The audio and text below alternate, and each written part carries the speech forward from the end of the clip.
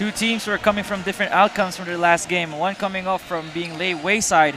The other, fresh from an impressive debut, will be the backdrop of our next game as we continue our live coverage of the Atlantis 88 Manny Pacquiao's Junior MPBL. This is the 5th game for our 6th-game offering today, and we are live here inside the University Perpetual Health System Dalta Gymnasium in Las Piñas. Our game at hand is between the JT Bulacan Taipan against the Mindoro 16U Foundation Junior Disciplinados. Good afternoon, friends. Nico Roche here. My partner, Coach Noy Africa, once again with Flo Del Agua as our courtside reporter. And Coach Noy, we just finished with the 18 and under division. And there was a domination by the side of Mindoro. Well, definitely just winning that game pretty much in the first quarter. And we've stressed that in most of the games that the teams that have started strong have pulled off victories that pretty much they won in the first quarter. Let's now take a look here at the North Division standings for the Junior MPBL. 16 under division.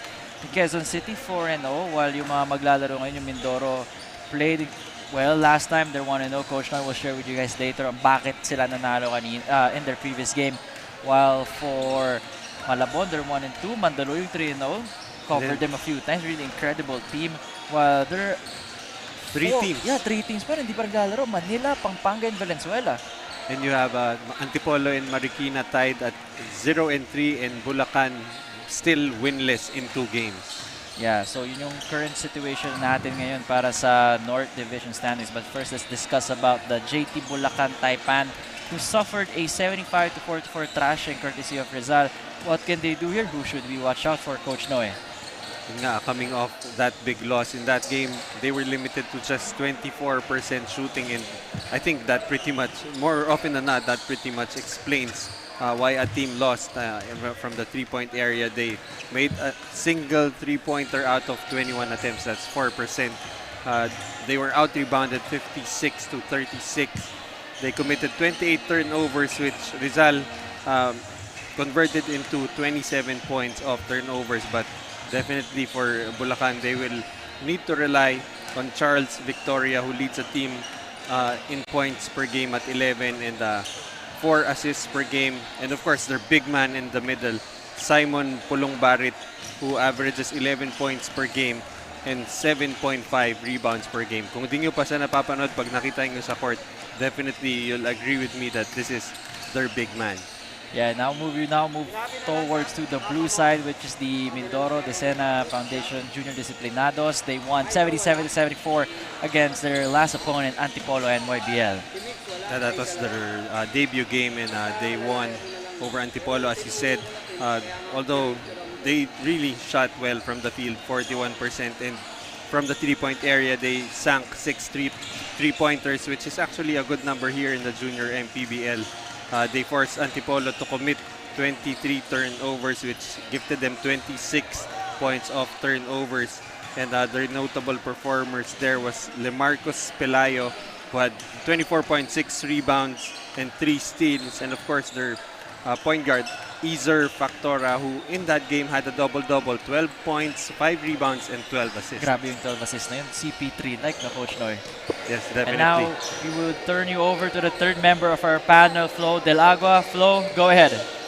Noy and Nico, both of these teams are looking to prove themselves in the league, and we can witness that greatness dito sa Perpetual Las Piñas. I made conversation with team manager Charles Quimpo of Bulacan, and he told me na hindi nakatulong ang bagyo because they only had 1 training before today's game. Kaya naman he is heavily depending on key players Pulong Barit and Cao to lead today's game. Sa kabilang banda, naibahagi na naman ni head coach Mark Faraci ng Mindoro na nag-payoff naman ang weeks ng training matapos ang kanilang first win against Antipolo, and in fact, he is basing his starting 5 today on their last game's performance. Malalaman natin kung sino sa dalawang koponan ng mas gutom sa panalo, but before we start, here's our venue announcer for the formal introduction.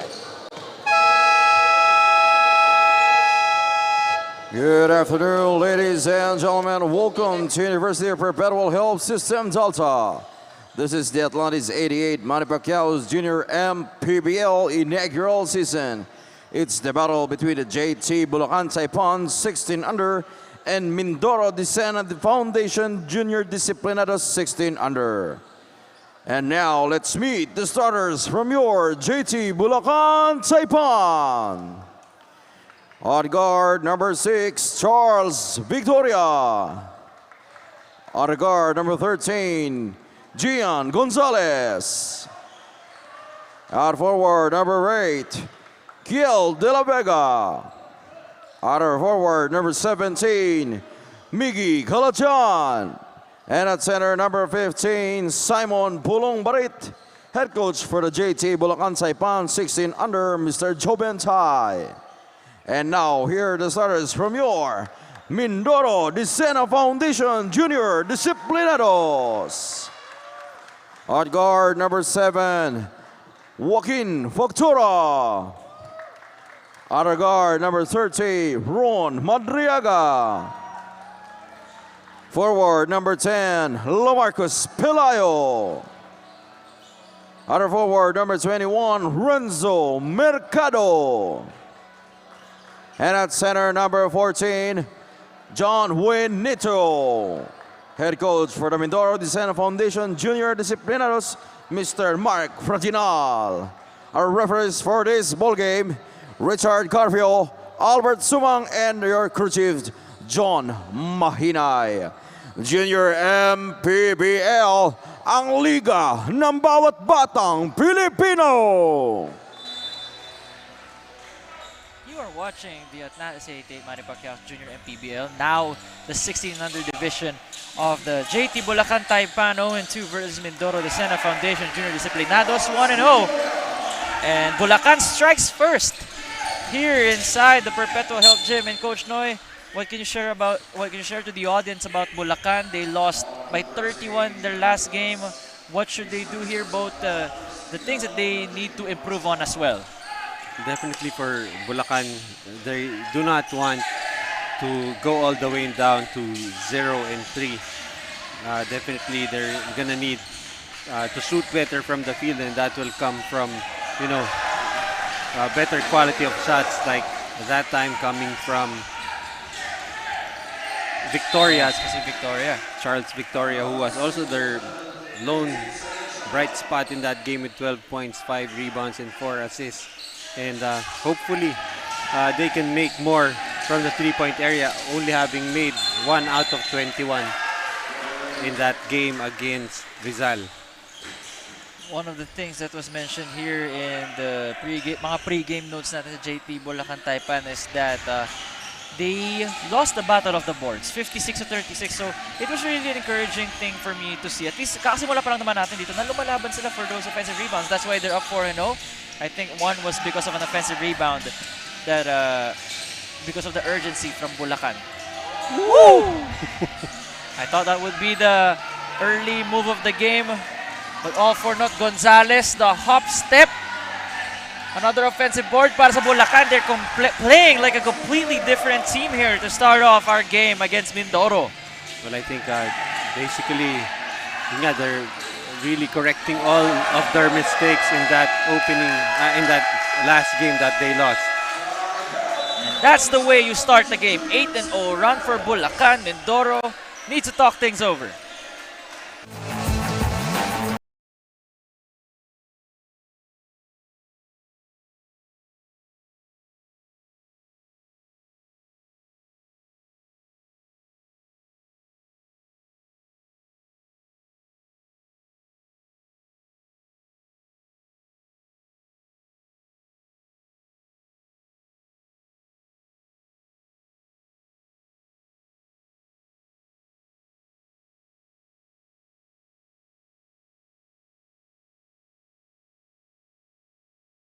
Nais kong pasalamatan ang ating Panginoon sa binigay niyang lakas na pangatawan natin at itong biyaya, pagkakataon niya makapag...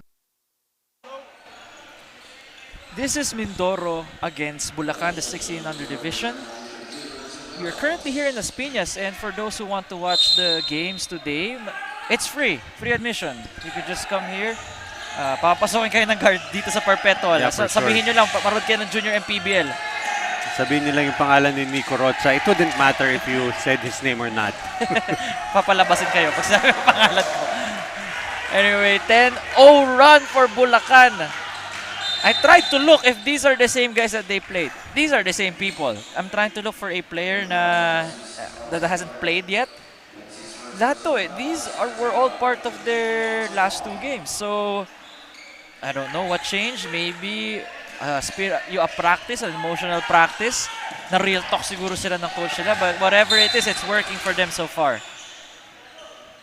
Well, on the record, their head coach here is Coach Joe Bentay, but the guy that I'm seeing calling the shots right now is Coach Jack Miligrito. So if you're familiar with the Letran Knights back in the day, Coach Jack Miligrito is a spitfire of a guard, and under Coach Louie Alas yan. So definitely yung pressure defense is really a priority, and I'm not sure if this is first time sitting on the bench for Bulacan, but so far I think that has made a difference here. Under Coach Louie Alas ka, for sure meron ka dun yung some of the coaching acumen that his former mentor had. Well, if you think about it, I think one of the best college coaches who is not coaching in college is definitely Coach Louie Alas. And I'm actually wondering na for so many years I haven't seen him on a collegiate bench. Nasaan ba siya ngayon, Coach? Nasa high school coaching ranks ba siya? Or in a way, The last time I saw him, I think, was in the PBA. I forget what team. assistant coach pa siya, di ba? Yeah, Dati. but he was a head coach for a while. I think for Phoenix maybe. Yeah, I think Phoenix before And ano na lang Topex, before Topex. Kapart siya ng coaching staff ni Coach Topex. No, he was the head coach Oh, he was before the head Coach Topex took over. Oh. So since Coach Topex, pretty much yung style niya is for collegiate. Parang he continued lang what Coach Louie Alas did. I'm actually speculating here.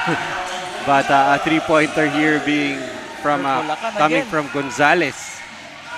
And Chris Gian Gonzalez only has a point and 2.5 rebounds on average, but playing like a completely different player here. And once more, they connect. That is a power move brought to you by Pound for Pound Fitness, official fitness partner of the Junior MPBL. And the strength, if you want to have the same strength and conditioning, athletic training to elevate your game, check out Pound for Pound Fitness near you. And that is layup by Charles Lordane Victoria. Well, I'm actually about to rip our pre-game report here for Bulacan because this is not the same team that is 0-2, really just blitzing itong Mindoro. Last time, Coach Noy, they were limited to 15 for 61, good for 24%. And the difference now is they have already made half of the field goals they made whole game with just 5 minutes that has passed by here in the first quarter. Completely different team. It's really a lot of energy here, but of course I would not rip this pre-game report because it's really full of information that we will be using for the rest of the game. Coach Chris King, maraming salamat. Si Coach Chris making sure that us, the panel, is ready for the information that we'll be feeding you guys at home watching on Facebook, YouTube, and Channel 98 on Signal TV. 4 minutes 35, Mindoro trying to counter. They won their last game against Antipolo. It was a nail-biter, hoping to replicate that here. They didn't. Well, it should go back to Mindoro after the last touch on the white shirts. Grabe yung pag-blitz ng Bulacan dito. I don't think Mindoro was ready for that kind of offensive explosion from the JT Bulacan Taipan. Madrigal goes left, the power move, gives it to his opponent. The Pinoy step once more working to perfection. That is Miggy Briel Calachan. Well, the Pinoy step doesn't necessarily look that way, but basket is good, so no complaint here. Parang variation yun ng Pinoy step eh. Nandun yung yung action, pero parang pinihit pa sa kaliwa eh. Made it harder, but it still went in. Basket counts. Calachan, one more time, no good. Before that, let's give this to Flo Del Agua. Reporting now about JT Bulacan Taipan na ikwento ni team manager Charles Quimpo na kumpara sa kanilang 18 under at 14 under lineups na matagal nang magkakakilala, ang 16 under na naglalaro ngayon ay baguhang teammates and so team chemistry ang kanilang major issue kung bakit natatalo sila in the previous games. However, this team manager believes that as the season goes along, they can build better connection and win the league. Back to you, Nico and Noy. Thank you so much for that, Flo. And we agree on what she said, right? What a way to start off this game for specifically sa Bulacan. 8 made field goals for them already. I should make that 9 after that shot with Victoria with 12 points already. Grabe talaga to, Coach Noy, si Victoria. Ayaw na matalo. Definitely, but ito nga si Victoria, actually one of their more consistent performers so far, averaging 11 points per game, already above his average with 12.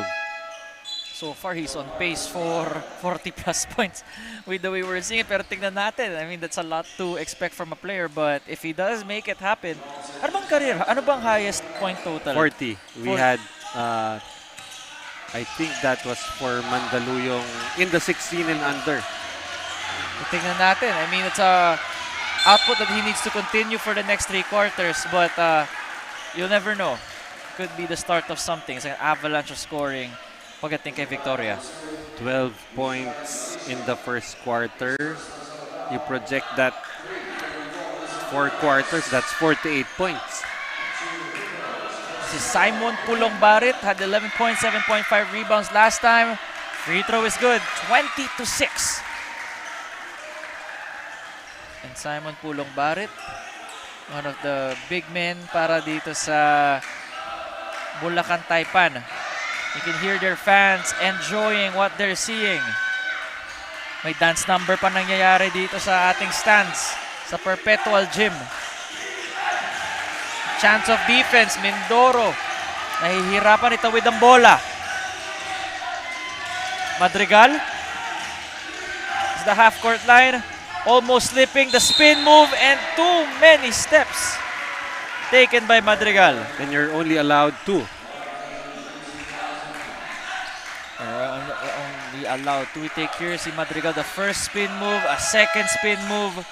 But the second one looking like he lost control of the basketball and his body as well. Minute and 29 remaining here in the first quarter. With Bulacan dominating inside the paint. 8 for 13. Good for 61%. Dire-diretso pa sila dito. Hindi pa sila tapos. Especially so, itong si Charles Victoria already with 14 points. And I think the noise that we're hearing is from the 14 and under team nitong Bulacan. Narinig natin sila, really happy because this team has not won yet. But if you're the 14 and under squad, make sure you don't expend too much energy cheering. Kailangan nila gamitin may mamaya. laro pa sila mamaya against Mindoro 16U Foundation Disciplinados. Not sure why they went up the stands. I think they were too noisy maybe. Medyo nagkalat sila muna. Anyway, 23-6 is our score. A minute remaining here in the first quarter. With Victoria to inbound the ball. Tipped there by number 17 of the Desena Foundation Junior Disciplinados, Jayron Romawak. Tingnan natin kung makahabol dito Mindoro. Still a lot of time left. The pass but the shot was all air. Recovered by Mindoro. The defense worked during that time. They break the press. Factora. Great pass to a teammate who was wide open on the right side. Well, we know that that is a specialty of the house for Factora, dishing out 12 assists in their debut win. 12 and 12 no last time, Coach. No, really incredibly hard thing to do. But now since he's on the floor, almost looked bad there when I said that it's on the floor that stability na yung maayos. But good thing it's going back to Mindoro once more. But if you have a guy like that, you can trust him that he will make the right decision. Finding Romawak, who's wide open for 3. Hits the front rim. With Factoro almost getting that board. Sinabayan at sumabay. Sinabayan at sumakay. Well, actually, my main question here is this guy going to the free throw line. Dean Melegrito, is he the son of Coach Kojak? And actually, ito ring papasok, number 10. It's another Melegrito. So, interesting to find out if they are related to the coach. Magkano pa sila? Back-to-back pa yung numbers sila. 10-11. 10 and 11. Si Delon, Jameson Melegrito, and Dean. So, I would assume they are related. Related, at Kasi the very Dean, least. Silang dalawa. Not sure how with the coach, right? Kasi Jack Melegrito yung yung letter J. So, bakit D? Baka sa... I'm not sure. That's for our courtside reporter to find out later. She can ask. Kunyari, hindi pa natin tinatanong sa kanya. Mayari. 25-8. Nawala na ng oras dito ang Mindoro. Not aware of the time. And what a way to start the first quarter for Bulacan Junior Taipan. 25-8. Up by 17 against Mindoro. But before that, the Atlantis 88 move of the game. Take a look here. The Pinoy step by Kalakshan. His first 2 for the ball game, courtesy of that hard layup with the ball kissing the glass.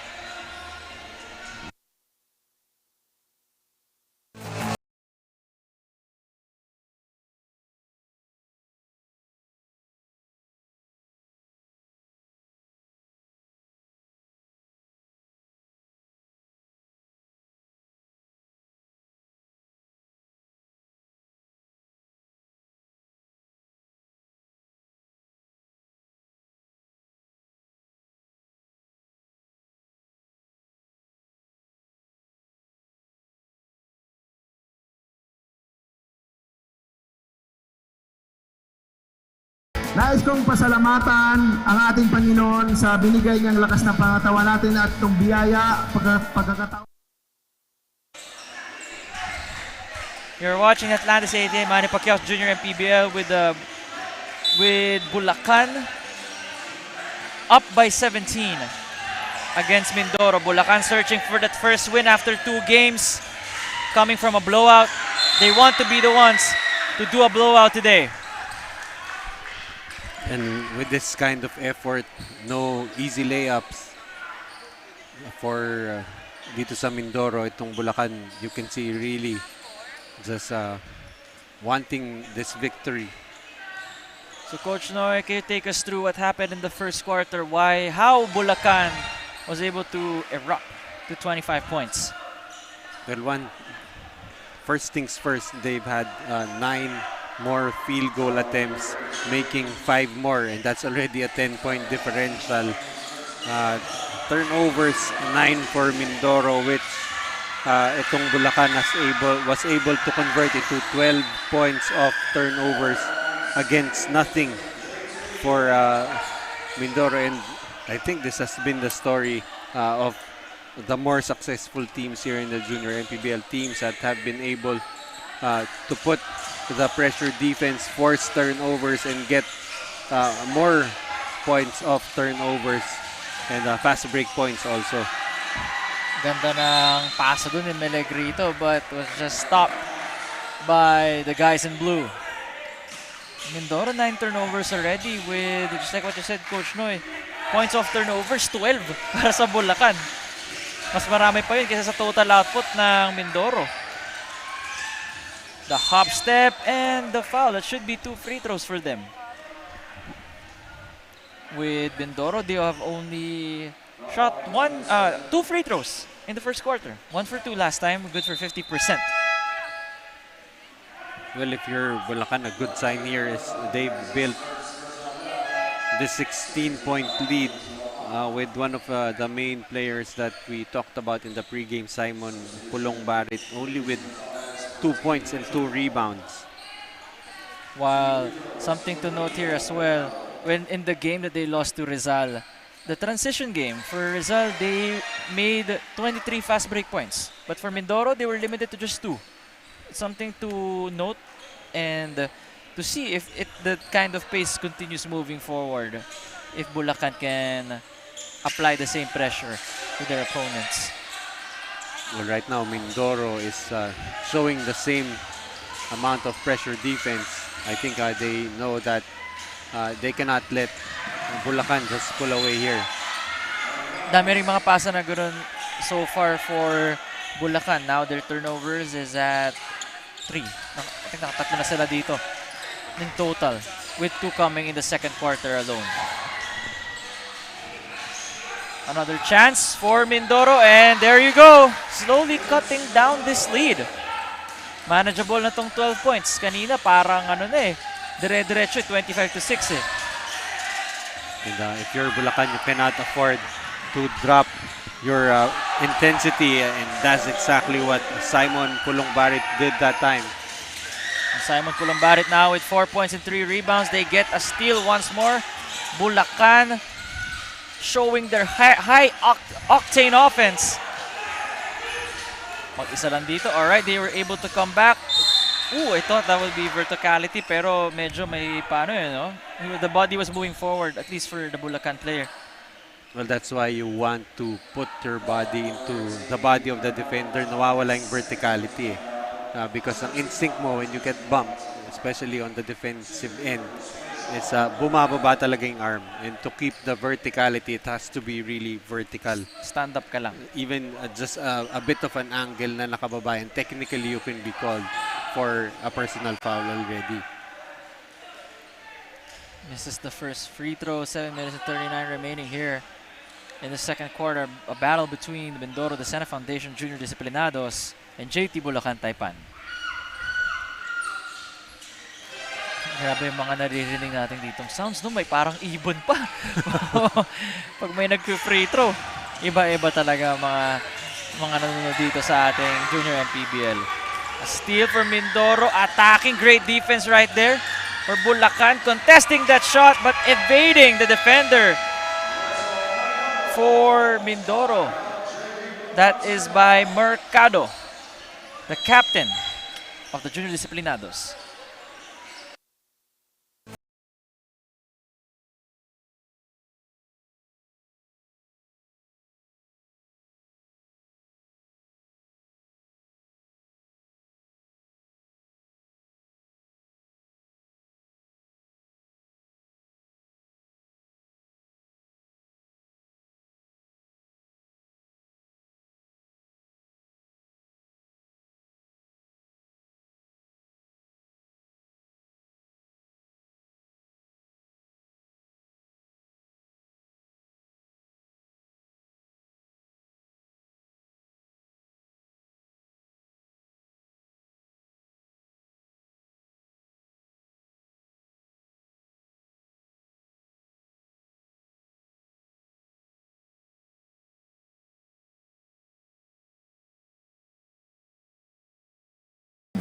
Highlighting now the Mindoro de Sena Foundation, their top scorer Lamarcus Pelayo admitted that even though they won last game against Rizal, napansin niya na walang plays na na-execute dahil kanya-kanya sila sa bola. Head coach Mark Fragi of Mindoro agreed with this dahil ikanya nadala ang players ng excitement.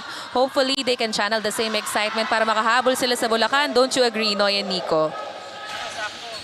Ay, sakto nga flow, no? Yung energy ng Mindoro, channeling to positive energy right now. We can see that yung first quarter, tama nga rin, we agreed that marami nagsosolo during that time. Not much offensive sets, not much ball movement. And that's why, actually they have more. That's why they only have 1 assist so far in this game. Very quick to bounce rin kasi itong Bulacan. I guess their coach realized that yung Mindoro had that penchant to go one-on-one, and on that play, that's exactly what they did. But right now, they're making a rally here in the second quarter, mainly because they are trying to do it as a team, while itong Bulacan still playing like a team here, already 4 assists. A block there. Sorry, not block. A short shot by Mercado and fouled by one of the Mindoro players. That's only their first team foul here inside the second quarter. While Bulacan already with 3 team fouls. While itong si Charles Victoria playing 12 minutes and 30 seconds already with 16 points now to his name. Gusto niya i-match yung output ng Mindoro eh. And he's just 2 points away. About to inbound here is Bulacan. Still enjoying an 11-point lead over Mindoro. And as long as they keep the ball moving, and if they give it to Charles Victoria, they will be in a good place. 32-18 now. Victoria has 19 more points. has more points than Bulacan. Sorry, than Mindoro. Pelayo will head to the line. Actually, he has more points than his whole team combined with 19 points. Sa kanya talaga majority, and Victoria, this is not the same player that we're seeing right now, pero ito yung maganda yung gising. Oh, okay, it's a foul on the floor. I thought it would be 2 free throws. 4 already on Bulacan. Madrigal using those screens. Gives it to Pelayo, who's asking for the ball. Unfortunately, it's an air ball. Here comes Victoria once more. Actually, that's not Victoria. That is his running mate, Miggy Briel Calachan. Kasi Calachan, flash yung mga tira nyo. Kanina yung first 2 points na was a Pinoy step. Tapos ngayon, it's a head-on steam runner. Short stab. Not working. And si Gonzalez almost crashing into our commissioner, Kit Picasso. Buti na si commissioner. Very alert. Very alert. And kung matamaan yan, pound for pound naman yan. Hindi naman. Baka magsisi yung... The very embodiment of pound for pound. Most definitely. But itong, as he said, itong Mindoro, parang one pass and they're just trying to attack the basket. Parang ganun nga, no? One pass drive, medyo alam mo na eh. After one pass, they're gonna go for that offensive player, they're gonna go for that shot or a wild drive with 2 defenders waiting for them. Need to see more ball movement from the white shirts. And so far, 0 out of 3 sila from the 3-point area. So, itong Bulacan can afford to just sit on that zone. 10 turnovers for Mindoro. While Bulacan hitting every shot that they commit. Another one for JT Bulacan Taipan. Searching for that first win. Timeout on the floor.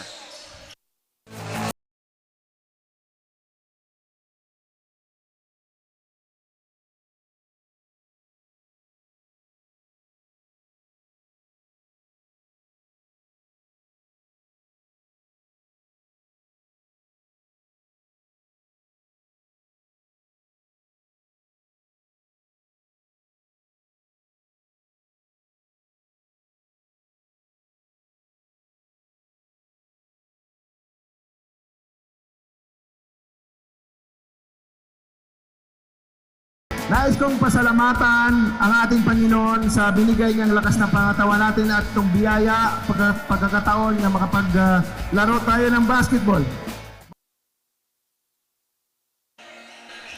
Commissioner Keith, busy on their phones.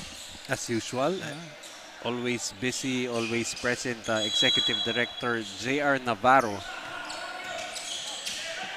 Those two are always present for the games, making sure everything is on top and according to what's supposed to happen. And so far, ang ganda ng pagpagtatakbo dito ng Junior MPBL. And without those two, I don't know what's gonna happen. I don't think we're here. I don't think we're here. Traveling call there on Mindoro. That is turnover number 11 on them.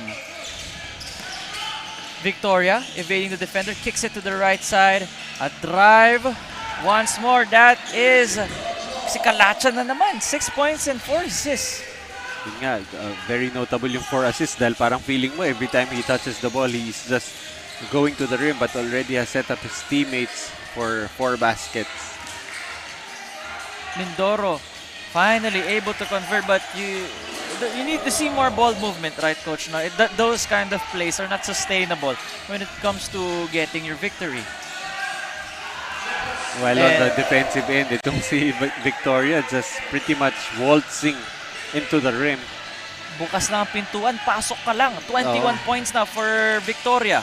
Parang bukas na nga yung pinto, binigyan mo pa ng red carpet.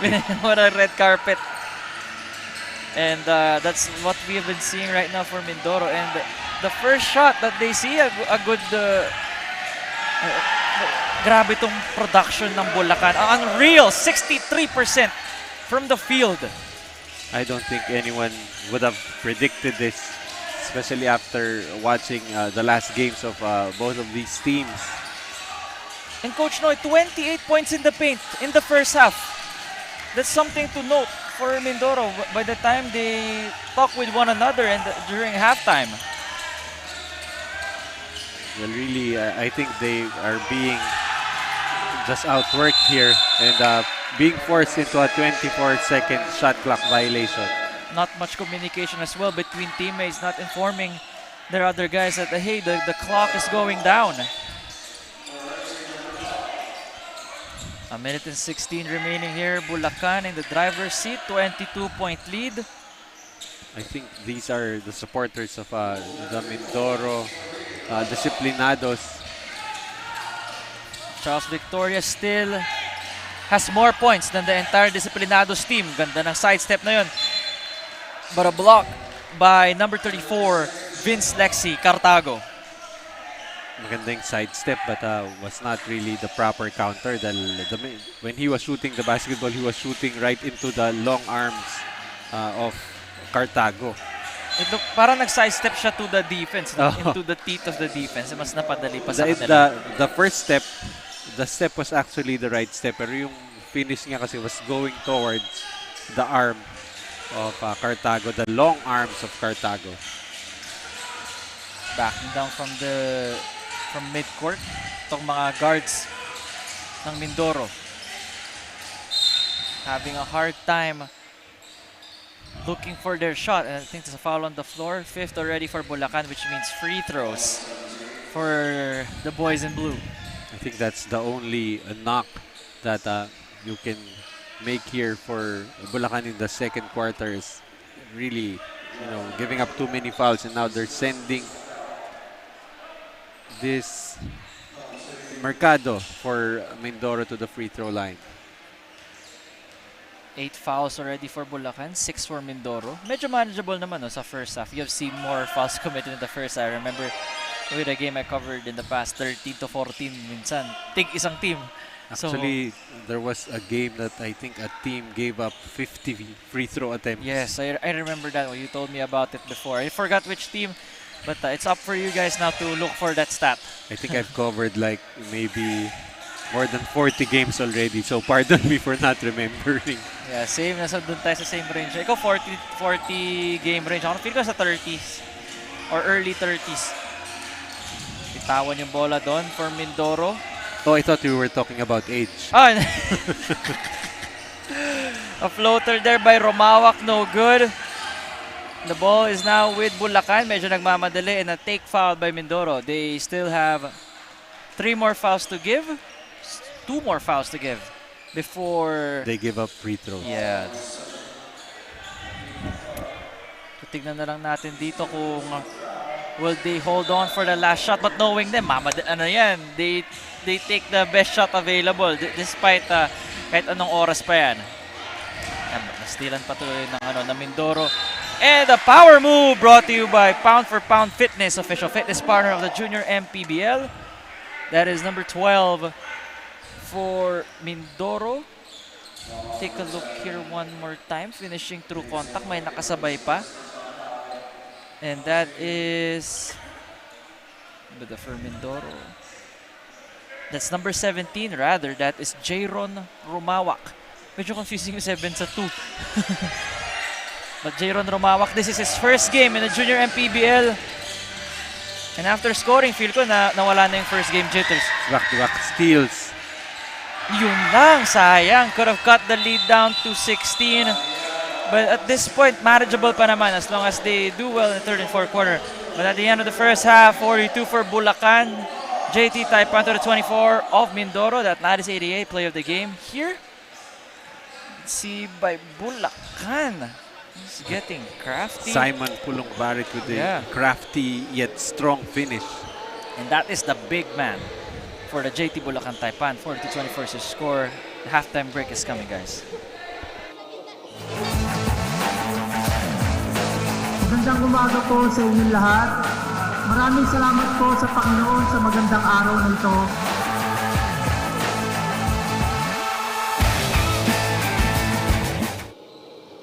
The stakes are becoming high dito sa Lattice 88 ng Manny Pacquiao's Junior MPBL Inaugural Season featuring the game between JT Bulacan Taipan and Mindoro 16U Foundation. For our halftime interview, kakamustahin natin ulit sina Team Manager Charles Kimpo of Bulacan and Marketing Director and Assistant Coach Ma'am Amanda Salas. Unahin ko na po si Ma'am Amanda naman.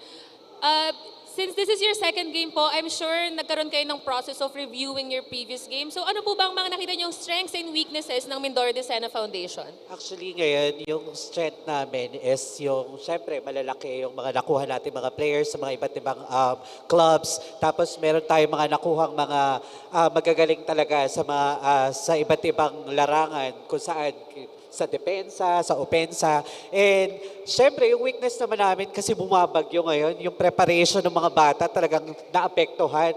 So, hindi tayo nakapag-prepare for our game right now. So, pero titignan natin at check pa rin natin kung ano yung mangyayari dito sa third and fourth quarter. Thank you so much, Ma'am Amanda.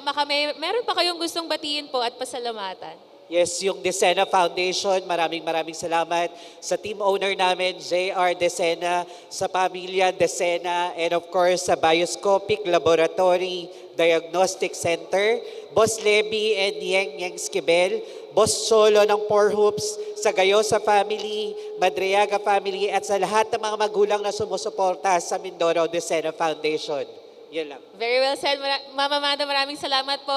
Moving on now to Team Manager Charles Kipo. Kayo naman, Sir Charles, pangatlong laro nyo na po ito. And of course, there have been a lot of lessons learned. What is working and not working for your team po? Okay, for Bulacan, what's working for us right now is the boys are talking in defense. As we can see, nakakakuha sila ng stops. Pero we need to improve na hindi kami tamad sa depensa. We need to defend using our feet, not our hands. Kasi for the first two quarters, parehas kami na penalty. So yeah, yun yung most likely pag-usapan namin during halftime. Alright, Sir Charles, baka meron pa po kayong gustong pasalamatan or batiin? Yeah, I would like to thank Commissioner Keith Picazo, Sir JR, and the whole Junior MPBL family for welcoming Bulacan and the other teams.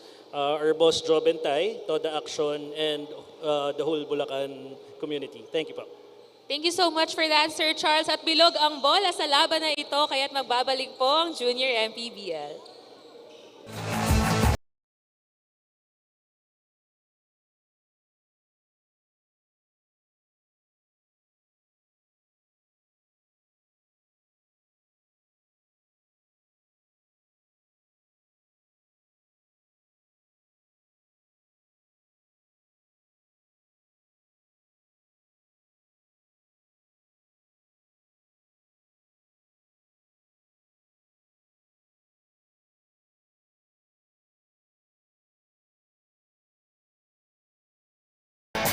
Nais kong pasalamatan ang ating Panginoon sa binigay niya.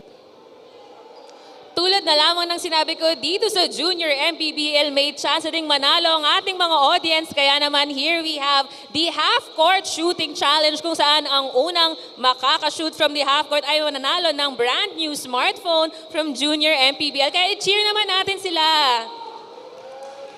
Maraming salamat. Alright, we have the players Nicolai, King, Bianca, Mac, Leonard, and Kurt. Sino kaya sa kanilang makakapanalo ng phone? Simulan na natin.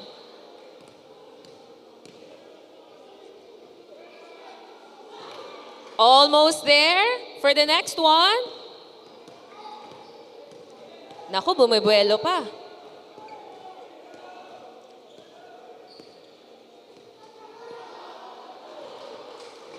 Malapit-lapit na. How about Miss Bianca?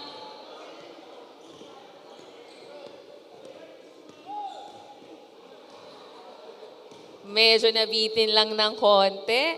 Babawi itong susunod.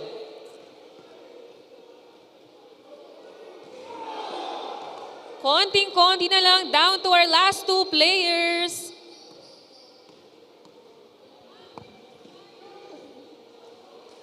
And the last one, ito na yata ang mananalo ng brand new smartphone. Unfortunately, wala pa rin pong nanalo until our next half-court shooting challenge.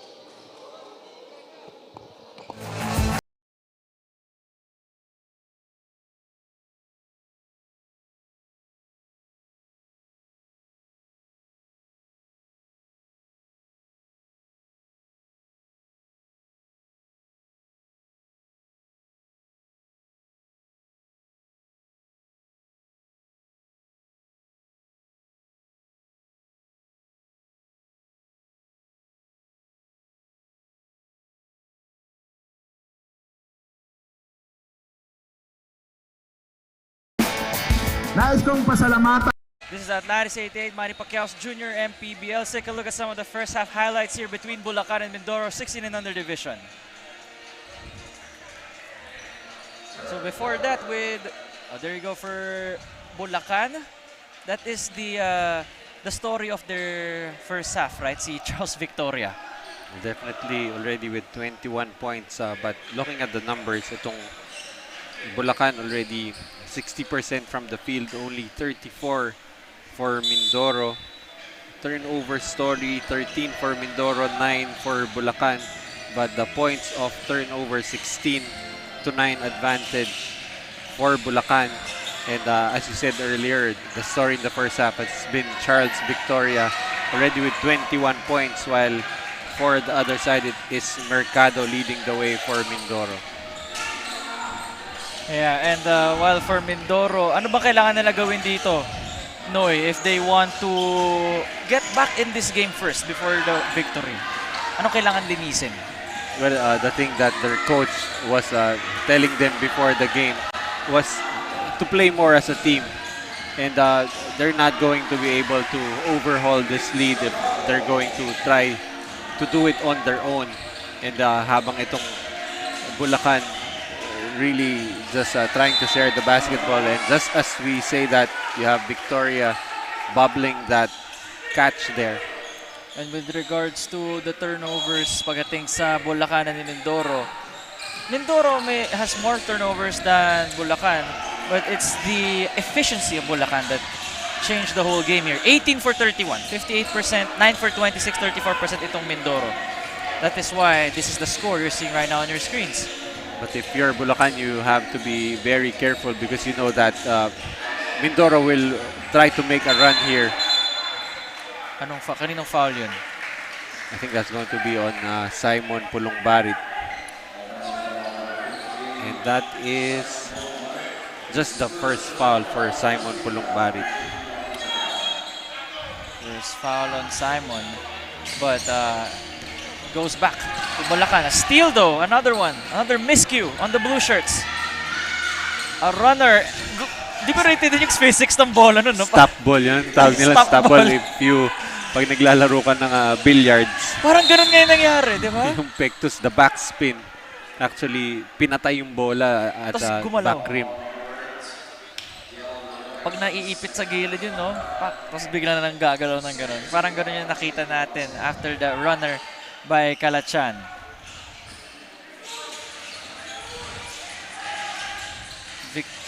Factora rather. Si Factora, bit quiet here. Only with 2 assists and a rebound. But at least nakakasabay dito ang Bulacan pagdating sa scoring. 44-28 now. So far it has been Cartago and Mercado trying to bring the fight here for Mindoro, both with 9 points. Drive there by Victoria is no good. Recovered, they're backing down inside the paint. Another chance, this is the third time for Bulacan. This time opting for a 3, hits the back rim and rebounded by Cartago, but a steal once again by Taipan. Up and down basketball here. Gonzalez that time being overly excited could have waited for a better shot because they had the full 24 seconds. Pelayo finding a teammate who's waiting down under. Medyo lackadaisical defense para sa ating JT Bulacan Taipan. 44-30. With Bulacan dominating the first half. Opting for a shot. 15-footer. And another foul para sa Bulacan. Ito yung pumatay sa kanila. Actually, hindi naman pumatay, but it's a point of concern for Bulacan is that they keep getting in the penalty early in the quarters. And after not having any fouls, itong si Simon Pulong-Barit in the first half already with 2 quick fouls here. Nailang dun si Pelayo, and I think he's holding on to his knee, and he's all right. He was clutching it for a good 4 or 5 seconds. Simon Pulong-Barit with his 8th rebound and 6 points. So starting to work here is Simon Pulong-Barit. Oh, great block. Di De La Vega of Bulacan. A 3-pointer attempt. No good for Mindoro. Settling to those outside jumpers. That's what you want if you're the Taipan. Great feed right there for Kalachan. Not only a scorer, also a playmaker for the White Shirts, already having 5 assists to his name. Well, if you're Bulacan, you'd want more consistency and the defense really being consistent here. Victoria setting up Pulong-Barit. Could have taken the shot there. And De La Vega already having 2 blocks. Intimidating his opponents inside the paint. What's that, 4 blocks already? 3-4 blocks on De La Vega. What a stop. A one-man squad for Bulacan. You gotta commend De La Vega for stopping any inside the paint movement for Mindoro. A timeout on the floor. 48-30 is their score. 18-point lead for JT Taipan.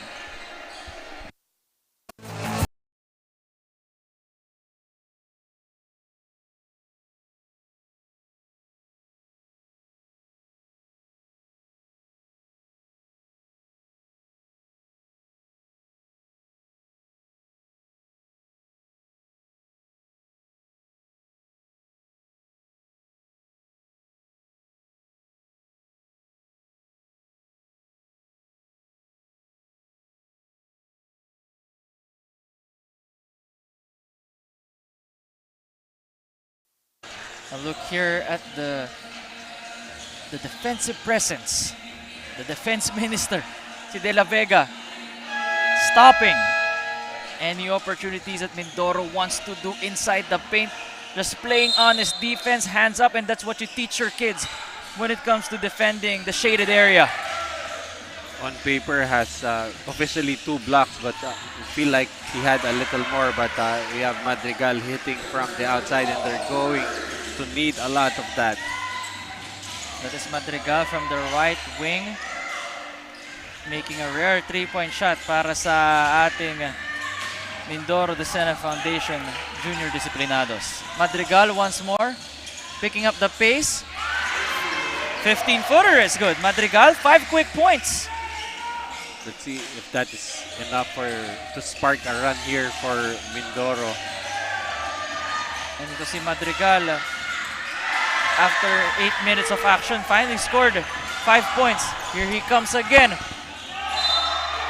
And he was fouled right there as he drove to the lane. You can see a little more pep in the step here for Madrigal, but ito, getting blocked. Meligrito that time, not a good decision.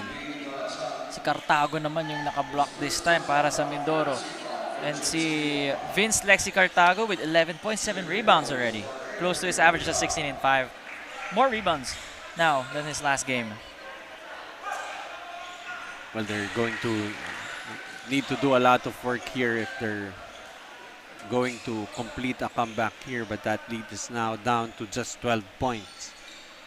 Gusto ko tong style ni Madrigal, yung shorts niya, yung below the knee. Medyo mahaba yan kasi pa. yung inabutan ko eh. Inabutan ko rin yun. Nung pinapal ko si na Eric Salamat, ganun dati yung mga Ateneo Eagles, Blue Eagles of old. Or actually, any game, any basketball league before. Let's give this first to Flo Delagua for a report. Noy and Nico, as you can see, we have an amazing crowd today. Kaya naman I wanted to give them a voice. At in interview ko sila kanina, I spoke with the mother of Vince Cartago of Mindoro, Miss Rosemary Cartago. And sinabi niya sa akin na bata pa lang daw si Vince ay napapansin niya na may kahiligan na ito sa pagbabasketball dahil sa impluensya ng kanyang mga tito. And she is very proud na nakaabot ng junior MPBL ang kanyang anak. On the other hand, Sir Frankie Gustillo, the guardian of Gian Gonzalez of Bulacan, ay kitang-kita daw ni Sir Frankie ang tibay ng loob ng isang Bulakenyo. And although tahimik lang si Gian sa labas ng court, kitang-kita niya na may pangarap at sinusuportahan at binibuild up nila ang confidence nito. Back to you, Noy and Nico. Thanks for that flow. And again, Coach Noy, matagal natin ito sinasabi na whenever you have guardians to watch your career, very supportive, to allow you to commit mistakes, that's how you perform. And that's why you're here now in the junior MPBL. Hindi ka na mapunta dito pag hindi ka magaling.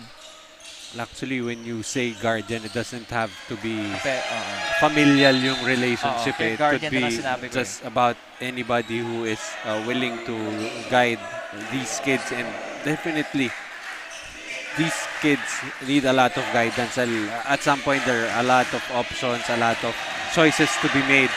And you'd want to be able for these kids to have the proper supervision to make the right choices. And Coach Noy, before that shot, they were only down by 9. Ooh! Grabe yun. Some of the moves that we only see Kyrie Irving doing. Bulacan. Oh! A block from behind. Let's see if they can build upon that momentum. Madrigal loses control of the basketball. Sayang yung ano doon, yung stop ni Cartago. And Cartago, the defensive anchor for the Mindoro Junior Disciplinados. Take a look here one more time. That's a chase down. Boom! Back to the friend zone, yung mga ganyang pagbablock. Mahirap makarecover sa ganun. Madrigal for 3. Already made one a while ago. His second one in this game. This is the closest they have been since the first quarter. Actually, Madrigal having, the ability to score like Kyrie Irving, pero yung confidence ito and the way he's handling himself reminds me of Mike Conley. Madulas din si Mercado. And the ball, and the referees are pointing towards the side of Mindoro with the momentum now pointing towards these sides. 50-42, 2 minutes 17 remaining. Magandang umaga.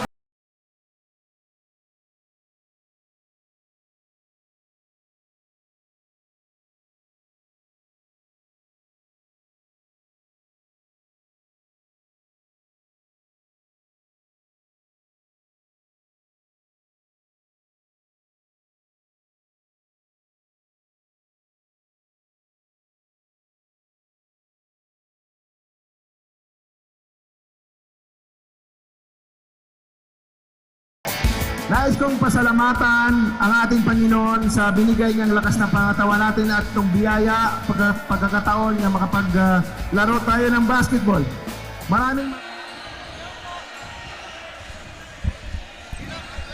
A look at the Mindoro Desena Foundation Junior Disciplinados on a run right now, 18-8 here in the third quarter. Parang na blindside dito in Bulacan with the fight that Mindoro is showing here in this game. Well, they shouldn't have been blindsided.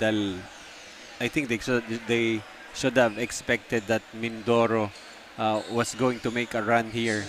But I don't think they expected itong si Madrigal will be the one providing the points and Cartago will change this game defensively. Missed the first shot para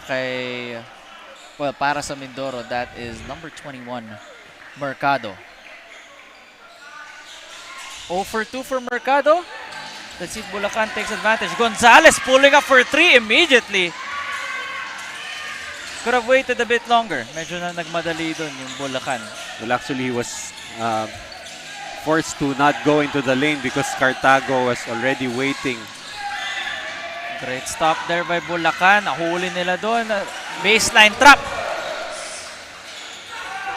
moving to perfection. Now they have the 10-point lead once again, back to double digits. Well, if you're Bulacan, all you need to do is settle down. You still have a cushion, 10-point lead to protect. Grabe to si Madrigal. And this is Madrigal's quarter. 12 points alone in the third quarter. The lead is back to 8. And another stop by Cartago. And tawagan ng traveling dito in Bulacan. And this is what Mindoro needs to catch up in this game and maybe get the victory. Well, they're starting really late here in the second half, but they're within striking distance. This is still just an 8-point lead that they're trying to overhaul. The move, the pass. Medyo nandun si Cartago na ilang with the amount of defenders that are under the paint for Bulacan. Try to quickly answer, and there you go. Some order restored here, courtesy of Carmelo Anthony Bat. I love that name. But he doesn't look like Carmelo Anthony. He looks more like a Horace Grant right now. Horace Grant because of the goggles. Back to an 8-point lead for Mindoro. So this Cartago-Madrigal connection here in the third quarter, helping them cut down the lead to just 8 points. Romawak. Behind the back pass to Madrigal. He loves that. He's been hot in that part of the court. That's 15-footer. That's why he reminds me of Mike Conley right now. Oo nga, no, si Mike Conley, ganun yung may similarity sa shooting form with Mike Conley. And Bulacan, nagmamadali. Wala naman siya ng oras din. But here comes Mindoro. This has been their quarter. Romawak cuts the lead back to a one-possession game. 54-51. And that's the end of the third quarter. Grabe yun pagdating sa Mindoro. Outscoring Bulacan 27-12 heading into the final frame of this game.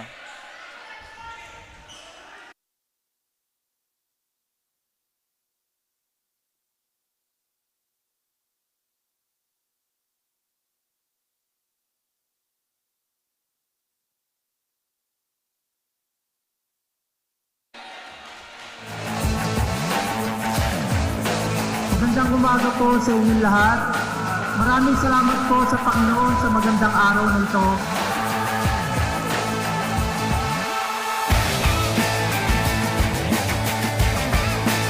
We make history once again dito sa Junior MPBL, ang liga ng bawat bata.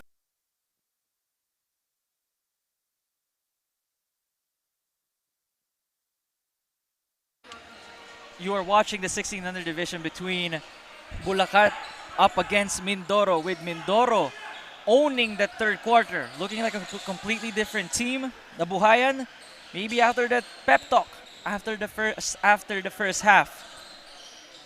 Definitely stepping up is this kid Madrigal.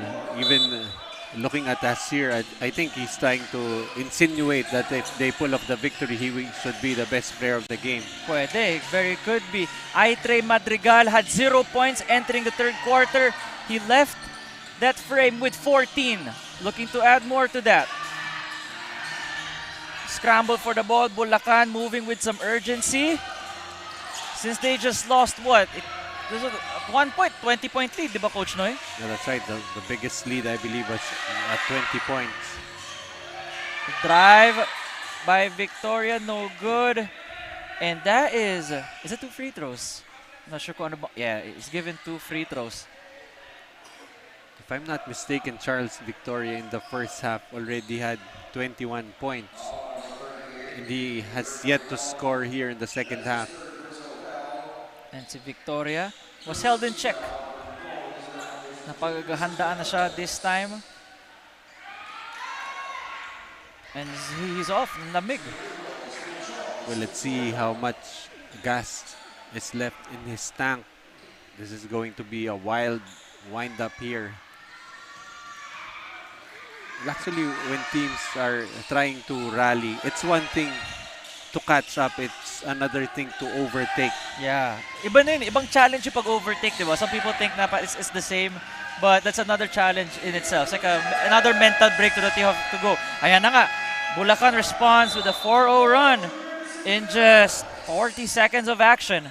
Quick timeout for Mindoro.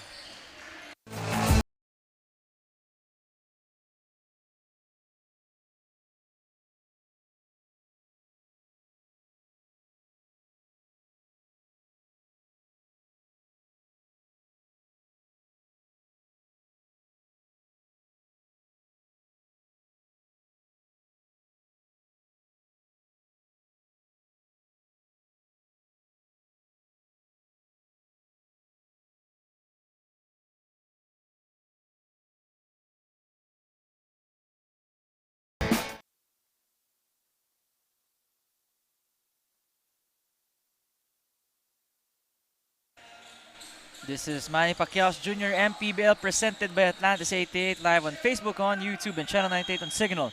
Nico Rocha here with Coach Noy Africa, Flo Del Agua, your courtside reporter for today's game. Ano naging tawag doon? Babalik sa Mindoro yung bola. Almost a steal once again by Bulacan. And that's what they need to do, right, Coach? They gave up a lot of turnovers for Mindoro, pero sa kanila, noong third quarter, sila yung humabol sa turnovers. Medyo match sila dito, 17-18. Ano bang verdict dito ng ating referee? Tawagan ng foul. Itong si Gonzales, Chris Gian Gonzales ng JT Bulacan Taipan.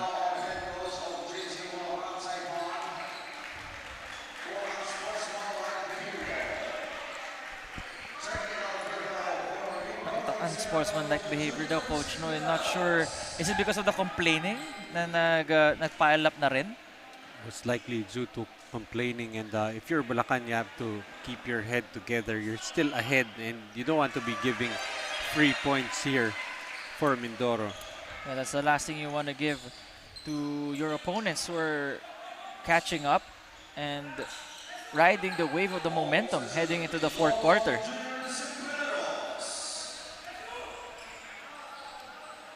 To inbound here is Mindoro once again. A minute will pass. Romawak gives it to the weak side. No good. A fake. And wow, what a play para sa Mindoro. But I'm not sure why they're stopping. Pwede ba yun, Coach? Kasi bola na ng white team. You stopped it. Di ba dapat pagbalik dapat sa Mindoro yung bola? Technically, it's still dead, or after a basket. So okay. So pag after a basket, pwede. Getting hit there by De La Vega, I think inadvertently. Parang hindi ata. Parang, yeah. Parang dito tinamaan. Got hit on the chest, I guess trying to, sell the call. Although, I'm pretty sure that hurt.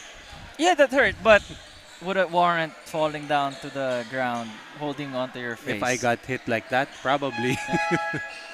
Well, let's see. Hopefully his arm's alright. But they are 18 and 18. Yeah, 18 and under. Tayo 18 siguro and under. konting palo lang ng mga kaibigan natin. Saka hindi ako maarte nun. Talagang masakit. Talagang masakit. Ito. No, he got hit. From that angle, it's yeah. much clear. Okay. Ikaw talaga, judgmental ka, sinasabihan mo agad na umarte. Pwede naman umarte at tatamaan eh. Pwede rin yun, di ba? Pwede. A great job there by Mindoro. One possession game na lang. Was an extra step, that was traveling. Yan yung natawag natin mga referees a while ago. Mindoro gives it away.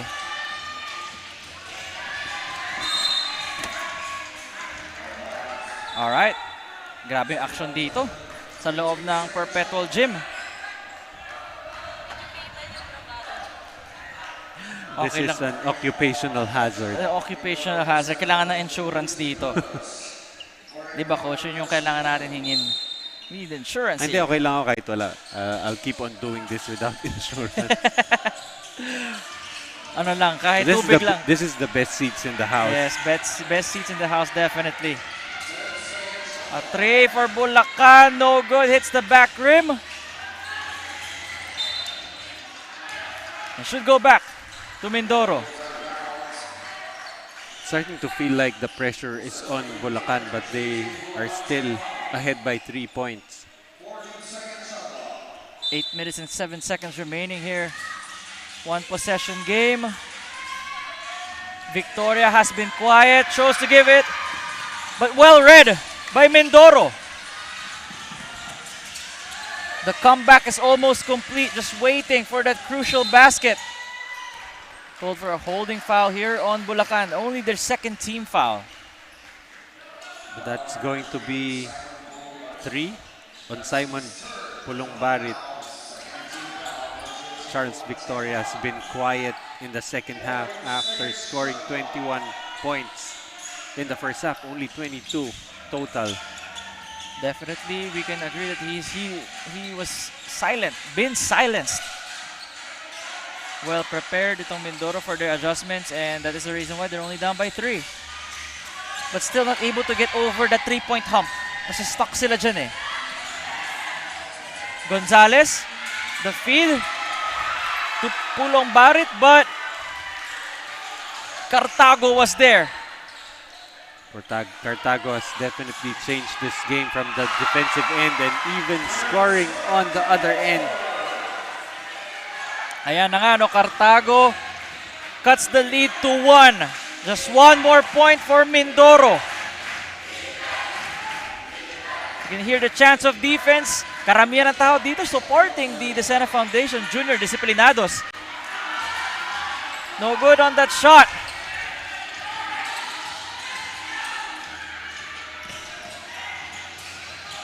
The Osho, the spin move, and it's waved off.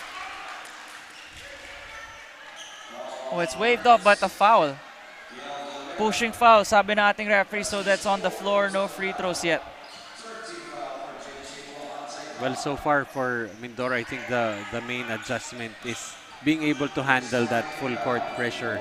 And without that, yun nga, dun sila actually nalamangan earlier on not being able to handle that pressure defense, and they have now completed that comeback. The comeback is finally complete. The next challenge is holding on to this lead or increasing it further. Bulacan parang nawala here in the second half. Tuloy-tuloy ang bagsik ng Mindoro. They pull back to Cartago. No good in that shot, but you can see the hustle for that rebound. They have flipped the script here, but now they have to defend. Sorry, miss. Sorry, miss. I think they got bothered with a Mindoro defender who was right there trying to take the charge. Almost a steal for Bulacan. Romawak back to his big man. And he is clutch. Itong si Vince Lexi Cartago with 19 points and 8 rebounds now.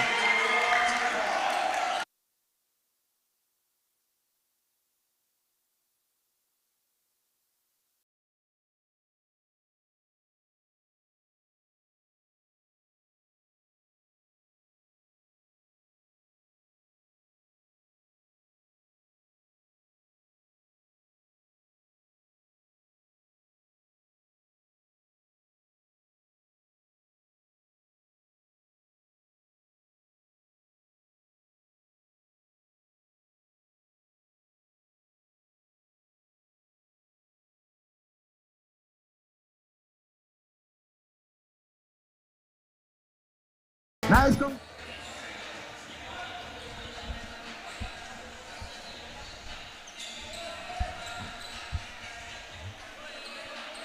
Back here inside the Perpetual gym in Las Piñas.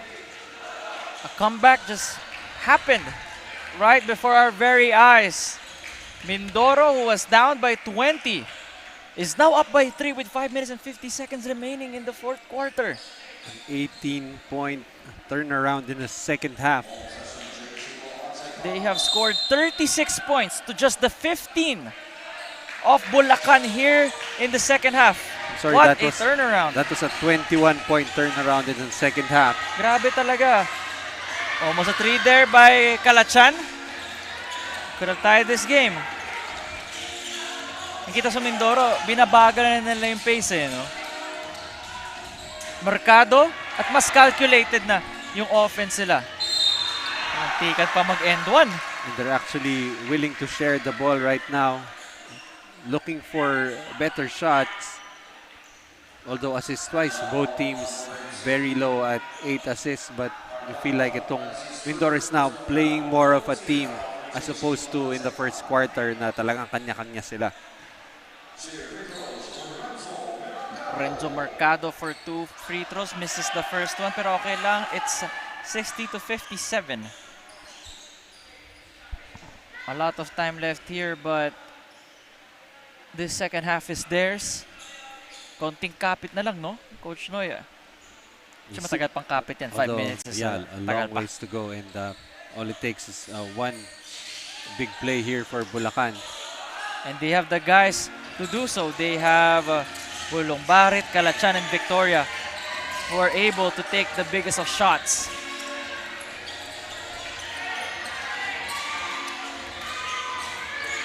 A pass to the left corner, 3. No good. Great stops there by Mindoro. One more try para sa Bulacan. You can see Victoria trying to get the board as well. Santos. No good. Romawak. Wala talaga yung talbog ng bola. And it's really fast and frenetic action we're seeing here for the past few possessions. Unfortunately, not much scoring going on. Sorry, the one who shot that 3 a while ago was Gonzalez. That is Chris G and Gonzalez in the right corner a while ago for Bulacan, a shot attempt by them. Gonzalez to inbound, gives it to Victoria. Wala pa rin, coach, dito sa second half. Really a marked man here. And in the first half kasi most of his points were coming off steals and fast break opportunities. Factora with a spin cycle twice. Grabe yung si Factora. Those are his first 2 points, coach. 2 points, 2 rebounds, 2 assists. Bulacan trying to counter. Hindi pa rin sila ngayon yung what we saw from Mindoro in the first half. Ganun yung nangyayari ngayon sa Bulacan. With not much flavor to their offense. Pressing the panic button too early.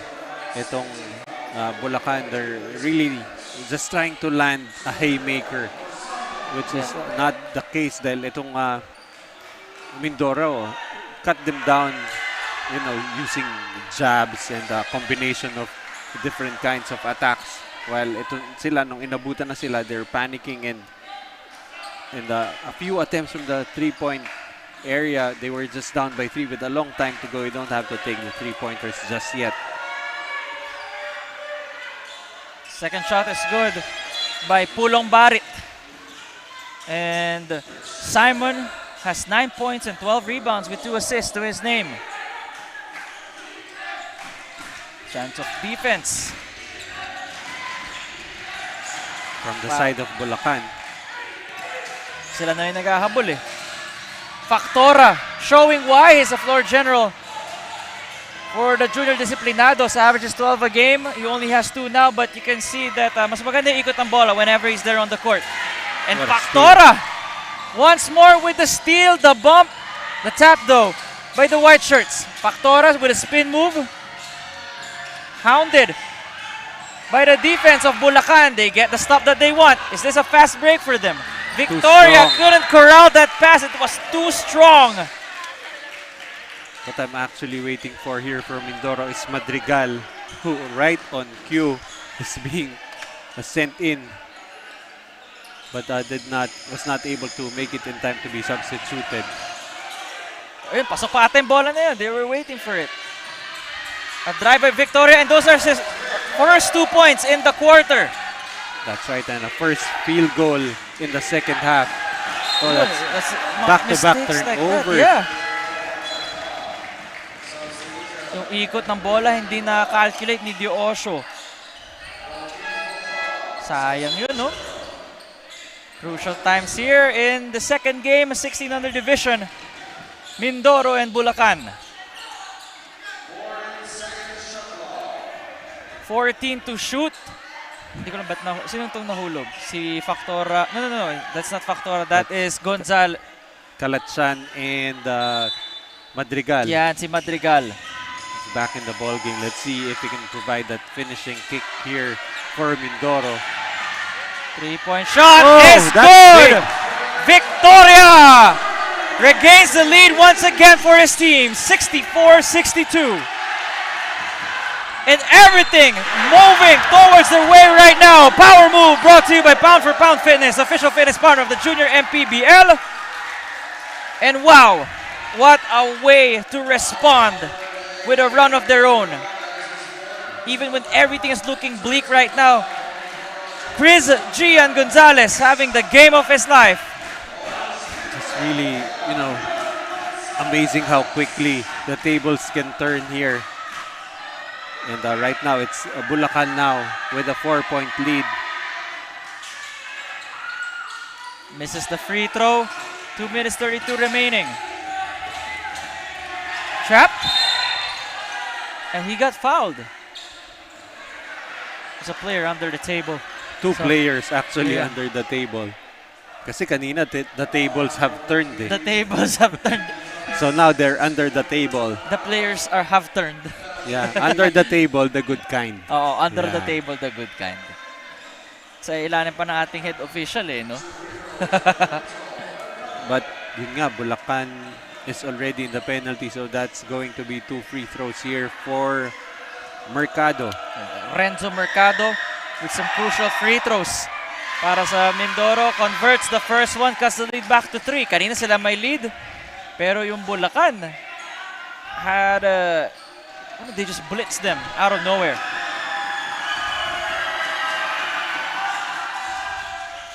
Two for 2 for Renzo Mercado with a double-double, 12 points and 14 rebounds. The shrieks that you're hearing are not the fans of Nico, but rather the fans of the two teams here. But rather the fans of Noy Africa. The feed, what a block there by Cartago! He says no to Bulacan. Melegrito. Great pass in the interior. But Mindoro getting the stops they want. Another block yet again. Now in the last 2 minutes of this game, it's crunch time, everybody. That would have Almost been a big. 3. Was it Madrigal who shot it? It was Madrigal. Yes, Madrigal. He already has 2 3-pointers in this game. And coach is confident whenever he has the ball. Victoria asking for the clear out. Victoria gets held. Yeah, he got pulled. The jersey was pulled Grabe yung unsportsmanlike foul na yun. Pelayo. You see here, nakatak siya sa likod. Very clear. Kitang-kita pa sa ating referee. Right in front of the referee, so that's actually the right call. But if you're Pelayo, and Pelayo will need to sit down for 3 minutes in a very crucial juncture. It's going to be 2 shots for Victoria plus ball possession. So this could be a very crucial point of the ball game. From not scoring at all in the third quarter to 5 points now in the fourth for 27 points in 32 minutes of action. Charles Lord Dane Victoria with some crucial free throws. Makes the first. Still a 1-possession ball game, but 3 is always better than 2.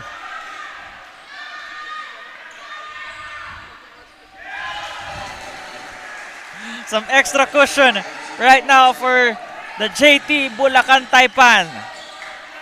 And they get the possession kasi yun nga, para sa ngayon lang kakapasok lang ngayon. Natawagan na ang sportsman-like foul itong Mindoro. Decena Jr. Disciplinados and That's a very risky Risky pass. pass for that one. And you would have been better served to have played a little bit of clock. 68-64. Let's see what Madrigal will do. He pretty much engineered this comeback for Mindoro. A drive to the right side. Factora fakes his shot. Finds an open Madrigal. No good. That would have brought the house down. At least for the side of Mindoro, they have 60% of the crowd inside here, the Perpetual Gym. Daming naka-blue. A lot of people shouting for their team. Last minute here. Kalatsan waving off Victoria, much like Jeremy Lin did to Kobe Bryant. Waving Kobe Bryant. That is the perfect, accurate description. And then you turn the ball over. The difference is that Jeremy Lin made that shot. Made that shot, that's right. And Kobe ended up even giving him a ball screen. Yeah. I think Kobe just respects. The audacity. The audacity of Jeremy Yes. Lin to wave him off. But anyway, let's go back to this ball game. Factora for 3. Oh, that's big! Yan na nga. Yan yung tres na hinaharap nila kanina. A 3 by Factora. He gave it up a while ago. But now he's the one that made the shot. 1 point lead only for Bulacan. 14 seconds to shoot. A tap by Romawak. A little risky there for Romawak. Both teams are already in the penalty, so you don't want to be giving cheap fouls and giving free throws. Still a 1 point lead here for Bulacan. 68. Big shot. 67. Once more. Tingnan mo si Factoro. Only has 5 points, but those are big 5 points for Izer Joaquin Factora. Averaging 12 points, 12 assists per game. Medyo na-check siya dito, but that 3 is crucial. Victoria with the push-off. The mid-range Big jump shot. shot! Big shot. Which prompts a timeout for Mindoro. As they have one last shot here to tie this game.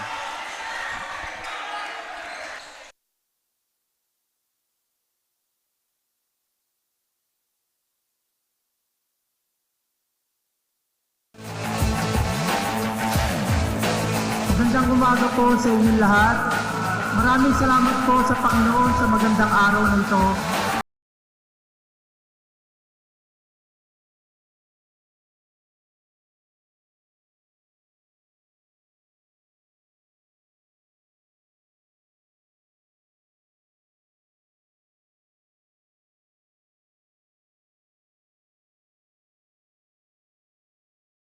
The replay here by Victoria.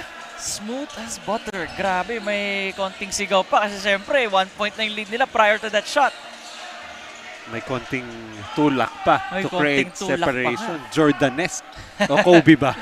Kobe, Jordanes, lahat na. But it's still a 3-point lead here. Anything can still happen. But since Mindoro is advancing the basketball, so it's just 14 seconds on the shot clock. So one defensive stop here for Bulacan could just about be what they need. Factora has the ball.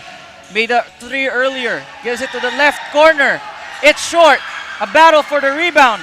Factora has the ball once more. Let's see what he does. He What a was big supposed to feed steal. Madrigal, but a steal by Gonzalez. Don't need to shoot. And Gonzalez will get fouled.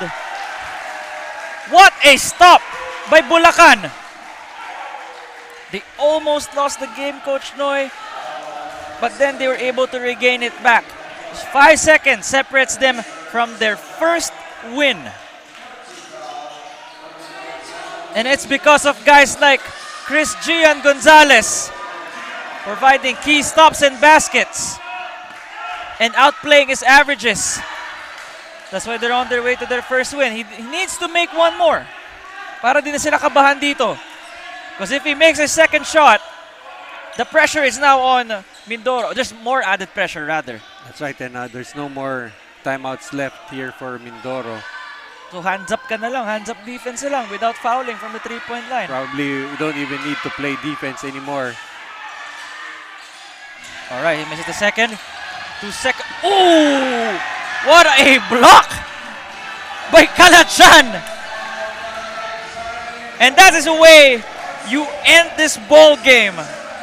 The JT Bulacan Taipan coming back from the dead, 70-67. And you would count that as a block, right? That was a Yes, half-court heave. Definitely a block there. What a way.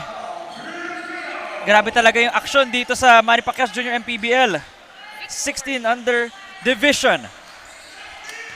Muntik na tayo ulit mapatayo dito, Coach Noy. Kanina, there was yung first game, medyo ano dun eh. May pagka-overtime feels. Anyway, that Lattice 88 move of the game. Look at that finish. The body control of Chris Gian Gonzalez. That's Atlantic 88 move of the game. Making all the crucial baskets here was Gonzalez and of course Charles Victoria escaping barely with this win. In the first quarter, it really felt like they were just gonna run away with this win, but great effort here for Mindoro to come back and make a game out of this. Definitely, Coach, I agree there with you. And when it looks like that Mindoro was already not giving up, more of, wala na talaga. Minsan talaga, you're off your game, right? Because sa nabuhayan in the third quarter, that second half was their story. For at one point, it was, they were outscoring them 42-18. But, you know, it's just the Bulacan waking up to their senses and they're like, hey guys, this is our game, let's not lose it.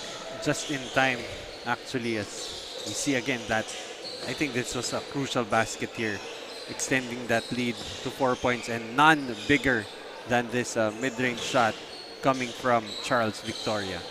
And that was a power move, the first one after a long while. But let's turn this over now to Flo Del Agua to interview the Atlantis 88 player of the game. What a battle, well fought for JT Bulacan. Taipan ang namuno nga dyan ay si Charles Victoria with 31 points, 4 rebounds, and 7 steals. Charles, okay ka lang? Ang katanungan ko lang naman sa'yo, sinong coach o tumata yung coach ang unang naniwala sa'yo at anong message mo para sa kanya? Ang una pong naniwala ng coach po sa akin is yung daddy ko po. Yung daddy ko po kasi unang naniwala po sa akin kasi siya po yung unang nagturo po sa akin ng mga simpleng basketball po. Maraming salamat, Charles. Meron ka bang gustong pasalamatan or batiin sa ating viewers? Nagpapasalamat po ako una po kay God. Binigay po sa amin yung panalo na to. At syempre po sa buong Bulacan Taipan po, tsaka po sa family ko po na todo suporta po sa akin. Kay Mami, kay Popo, sa mga pisang ko po, kay Yaj, kay AG, kay Red, kila Daday, kila Tita Donna, tsaka po syempre po sa girlfriend ko po si Lena po. Tsaka po si yung Laka family po, si Coach JP po, tsaka po yung mga heads po sa Laka. Yan po. Congratulations again, Charles, and to your team. And there will be more action-packed basketball dito sa Junior MPBL. Ngunit bago ang lahat, here are Noy and Nico to formally close this game.